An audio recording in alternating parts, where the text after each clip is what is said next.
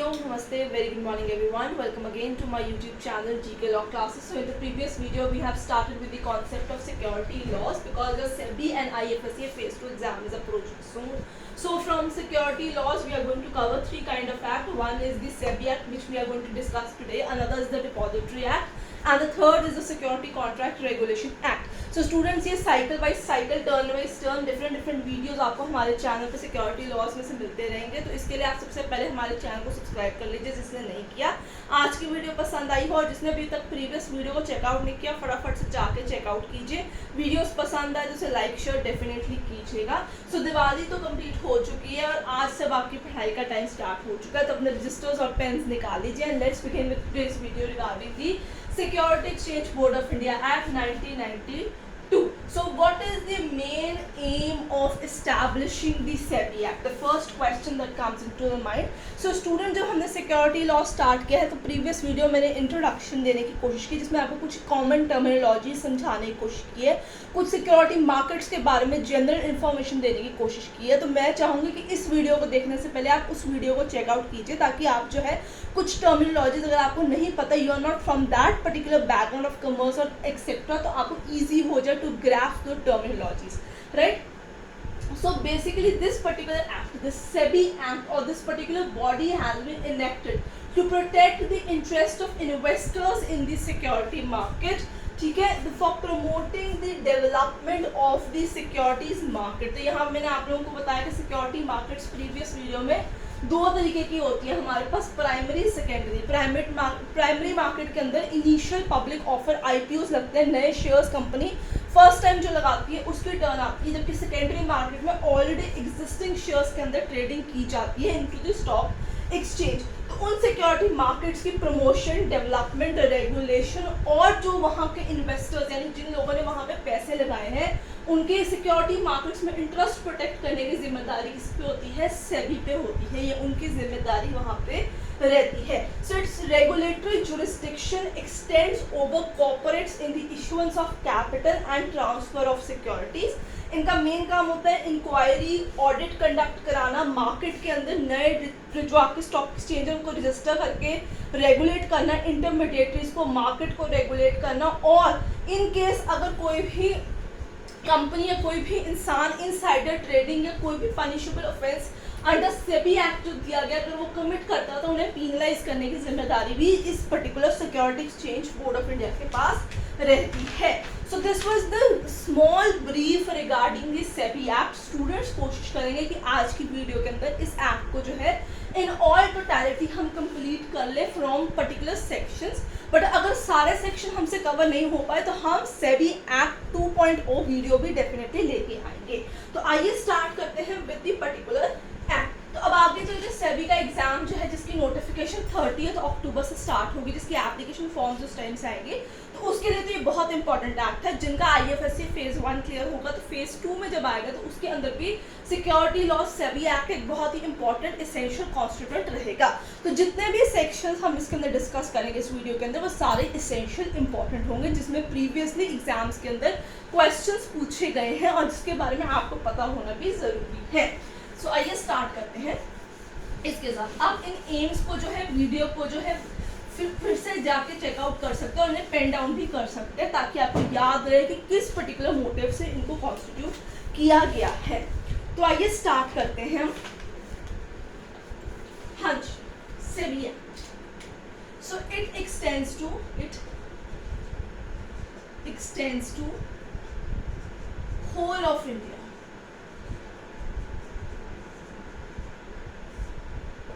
Right students, enforcement date देखिए इसकी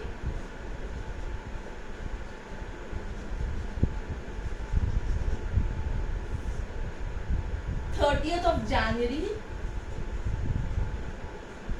1992. तो ये भी बड़ी इंपॉर्टेंट चीज है, इस चीज के बारे में आपको पता होना चाहिए.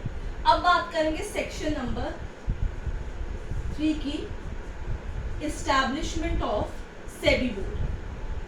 ठीक है, उसकी कॉम्पोजिशन, उसकी कॉन्स्टिट्यूशन, इसके अंदर हम ये सारी चीजें जो है यहाँ पे डिस्कस करेंगे. सबसे पहले हम इस्टेब्लिशमेंट के बारे में बात करेंगे. तो इसके अंदर बेसिकली स्टूडेंट्स मैं जो आपके इंपॉर्टेंट सेक्शंस हैं वो ही कवर करूँगी, सारे मैंने कवर नहीं करने इस चीज़ के अंदर। रेगुलेशंस जो है अब अलग से जो है अलग वीडियोस में कवर की जाएंगी, इसमें हमारा मेजर फोकस इस पर्टिकुलर एक्ट के ऊपर ही रहेगा, इस चीज़ का आपको ध्यान रखना है। तो एस्टैब्लिशमेंट की जाती है सेंट्रल गवर्नमेंट के द्वारा, राइट स्टूडेंट्स, ठीक है, एज अ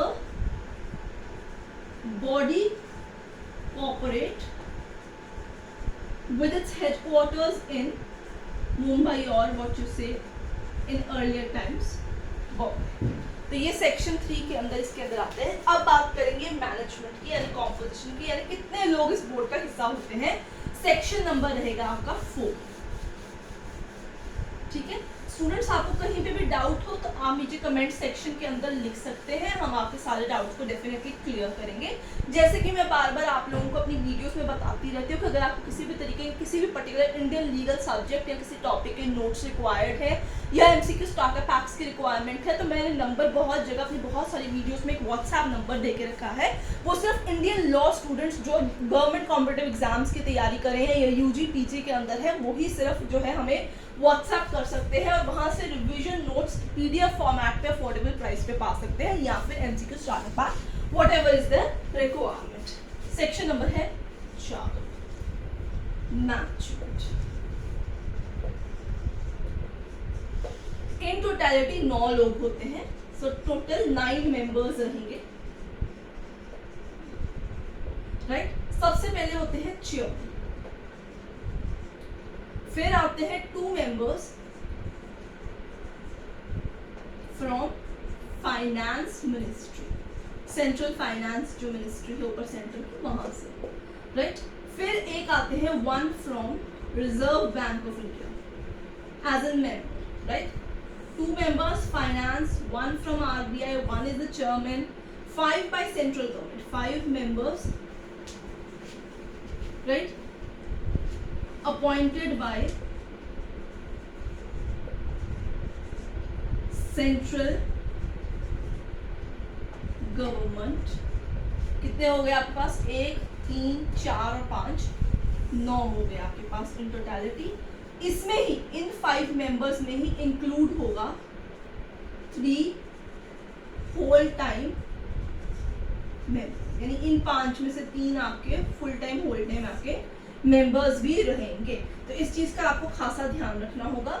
सेक्शन नंबर अगला आता है 7, रिमूवल। तो सरकार सेंट्रल गवर्नमेंट के पास ही पावर है सेक्शन 7 के तहत टू रिमूव देम, ठीक है। इनको इनकी पोस्ट से सिर्फ सेंट्रल गवर्नमेंट ही जो है वो रिमूव कर सकती है, removal, right, by central government. हम सिर्फ इंपॉर्टेंट इसेंशियल सेक्शंस ही कवर कर रहे हैं, मैं अगेन आप लोगों को ये चीज बता रही हूँ, हम सारी चीजों पे फोकसाइज नहीं करेंगे। नेक्स्ट आता है आपके पास सेक्शन नंबर 10, ये बड़ा इंपॉर्टेंट सेक्शन है। It says transfer of assets, liabilities, right, properties, rights, debts, suits etcetera from existing board to new board, यानी मोटे मोटे ये आपसे बात करते हैं अमैलगमेशन की। सो 1992 में इस बोर्ड के गठन से पहले 1988 के तहत भी एक बोर्ड एग्जिस्टेंस में था, बट 1992 में ट्रांसपेरेंसी और बेटर रेगुलेशन मैनेजमेंट के तहत सरकार ने इस बोर्ड का गठन किया था।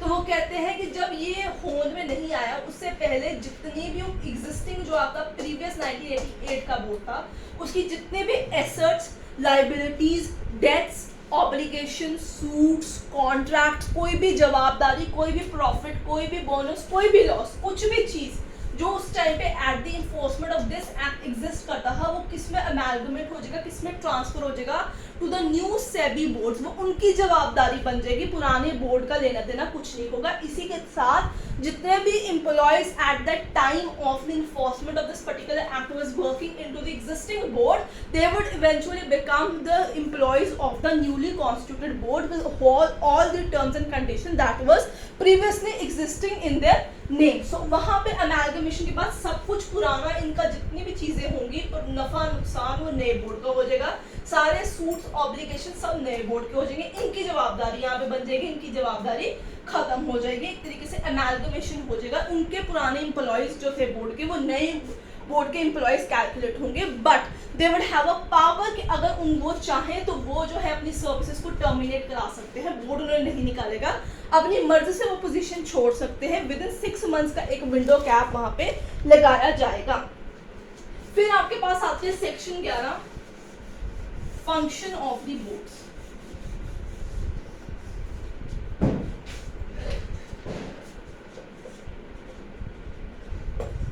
Function of board, SEBI board जो है, they will have the power of civil court.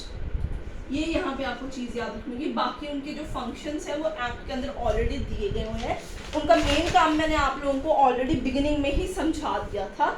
अब हम जो बात करेंगे वो होगा section number 11AA collective investment scheme, जिसके बारे में हम आपसे बात करेंगे अगली वीडियो के अंदर in the SEBI act 2.0 video. So I hope आपको आज की छोटी सी वीडियो पसंद आई होगी। पसंद आई है तो लाइक शेयर डेफिनेटली कीजिएगा, जिसने चैनल को सब्सक्राइब नहीं किया आज ही कर लीजिएगा। एंड डोंट फॉरगेट कि हम लेके आ रहे हैं सेबी एक्ट 2.0 वीडियो, तो उसे भी चेकआउट करना भूलिएगा मत। I will see you next.